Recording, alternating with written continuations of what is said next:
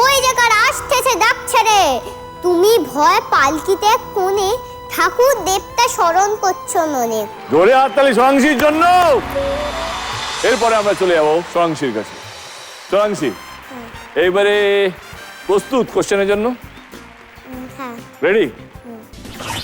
এই যে আমাদের এআই মশাই চলে এসেছে। Hello robot, hello AI, hello AI. এসে গেছি তথ্য নিয়ে আমি এসে গেছি। বুদ্ধি নিয়ে যখন আলোচনা হচ্ছেই তখন ভাবলাম যে এই ছোটদের বুদ্ধির পরীক্ষা তো আমাকেও নিতে হবে। তাই আমি কয়েকটা প্রশ্ন নিয়ে এলাম, আজকে দেখি যে ওরা কতটা প্রস্তুত। সোনাংশীর জন্য কি প্রশ্ন আছে? আমি যাচ্ছি রাঙা ঘোড়ার পরে, টকবগিয়ে তোমার পাশে পাশে। আমি যাচ্ছি রাঙা ঘোড়ার পরে, টকবগিয়ে তোমার পাশে পাশে। এটি কোন কবিতার অংশ? সোনাংশী, কবিতাটা শুনেছো আগে? হ্যাঁ, বীর পুরুষ। যদি অপশন না নাও তাহলে তুমি পাবে 12 পয়েন্ট যদি উত্তরটা ঠিক হয়। তো তুমি কি কোনো অপশন নেবে? না, অপশন লাগবে না। না লাগবে না, বীর পুরুষ। বীর পুরুষ হয়ে যাবে। বীর পুরুষ? হ্যাঁ শিওর, আমি এটা বীর পুরুষই। তাহলে লক করলাম। হ্যাঁ। কেউ চ্যালেঞ্জ করতে চায়? না না না না না না না চ্যালেঞ্জ করতে চায়? না না। আমিও চ্যালেঞ্জ করতে চাই না। এই মশাই, সঠিক উত্তরটা কি? সঠিক উত্তরটি বীর পুরুষ।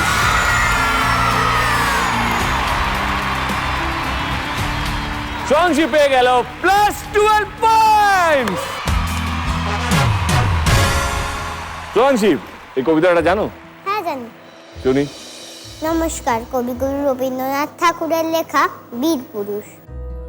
মনে করো যেন বিদেশ ঘুরে মাকে নিয়ে যাচ্ছি অনেক দূরে। তুমি যাচ্ছ পালকিতে মা চড়ে, দরজা দুটো একটুকু ফাঁক করে। আমি যাচ্ছি রাঙা ঘোড়ার পরে, টকবগিয়ে তোমার পাশে পাশে। রাস্তা থেকে ঘোড়ার খুঁড়ে খুঁড়ে রাঙা ধুলোয় মেঘ উড়িয়ে আসে। সন্ধে হলো, সূর্য নামে পাটে, এলেম যেন জোড়া দিঘির মাঠে। ধু করে যেদিক পানে চায়, কোন ওখানে জনমানব নাই। তুমি কেবল আপন মনে তাই ভাবছো এলেম কোথায়।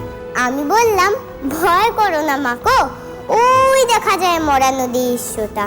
চোর কাটাতে মাঠ গিয়েছে ঢেকে, মাঝখানেতে পথ গিয়েছে বেঁকে। গরু বাছুর নেই গো কোনোখানে, সন্ধে হতেই গেছে গায়ের পানে। আমরা কোথায় যাচ্ছি কে তা জানে, অন্ধকারে দেখা যায় না ভালো। তুমি যেন বললে আমায় ডেকে, দিঘির ধারে ওই যে কিসের আলো। এমন সময় হারে রে রে রে রে, ওই যে কার আসতেছে ডাকছে রে। তুমি ভয় পালকিতে কোণে ঠাকুর দেবতা স্মরণ করছো মনে।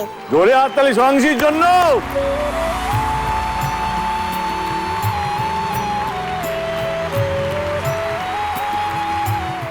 দাদাগিরি